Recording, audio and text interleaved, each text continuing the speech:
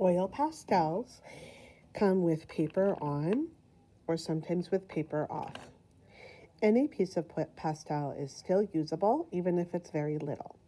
If, however, you feel like it's really dirty and you can't see what color it is, you can always check on the back of your artwork. You'll see the color and it'll also clear off that space. So if you just do a little rubbing on the tip, it'll clear that off and then you can color with it and it'll make a nice color again. Please note that oil pastels are a little bit messy. You're going to get some oily feeling on your fingers when you use these. However, they will come off with soap and water just fine. To start our project, you will need some oil pastels and our paper.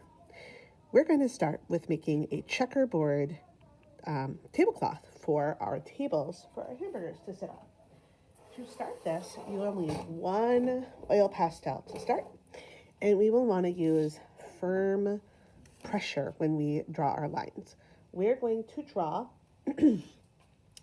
3 lines going horizontal across our paper near the bottom of the paper. So this is the top, here's the bottom, and I'm going to draw 3 lines near the bottom. 1, 2, 3. Notice that I am pressing pretty hard with my oil pastel.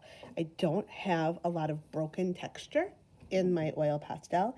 If I notice there's some place where the texture is broken, I'm going to go back in and color a little bit back and forth to make sure that those lines are nice and solid and clear.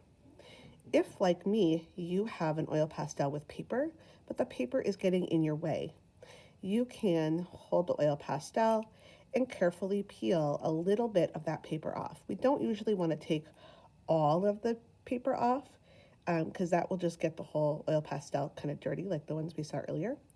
But we can carefully peel that very top edge and peel it down. If you are having trouble with peeling the oil pastel, you can ask a grown-up for help. Now I'm ready to keep going. I'm going to do some vertical lines up and down. I'm going to turn my long stripes into squares. So I'm going to draw up and down lines, and I'm going to stop at my first line. So start there and go all the way down to the bottom. Do you see how it's turning it into squares? That's what I'm looking for. But I'm not going above that line because this is the edge of the table. I wouldn't have any of my texture above the top of the table. If something funny like that happens to you, you can just have a thick line somewhere. That's okay.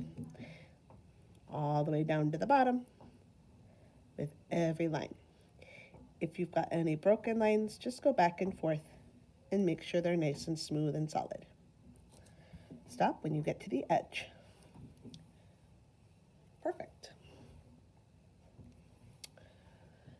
Now I'm going to put this color away and choose 2 new colors. These colors should be pretty different, but it is up to you what colors you want to use. Any color will show up on our paper.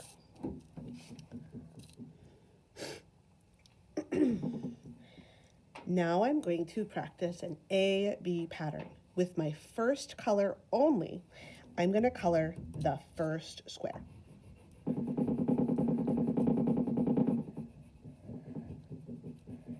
I want to press nice and smooth and solid and fill it in. Now I'm going to skip, and then I'm going to color again.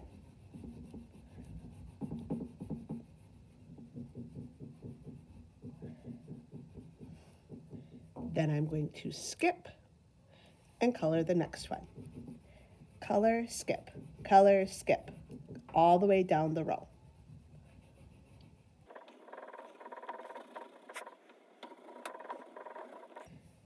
This makes A, B, A, B, A, B, A, B, A.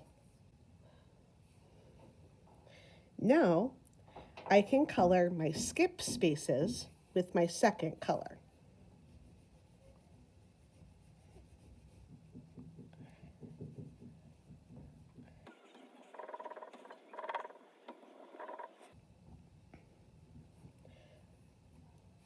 To do my second row, I need a different pattern. This was A, B, A, B, A, B. Now I'm going to start with B, then A. So this time I'm going to skip first and color next.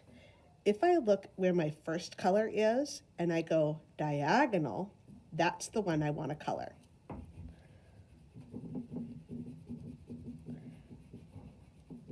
Skip, color, skip.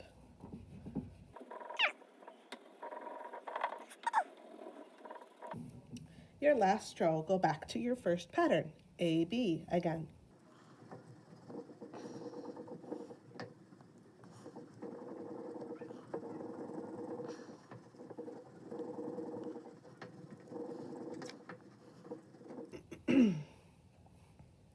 Now fill in your empty spaces with your second color.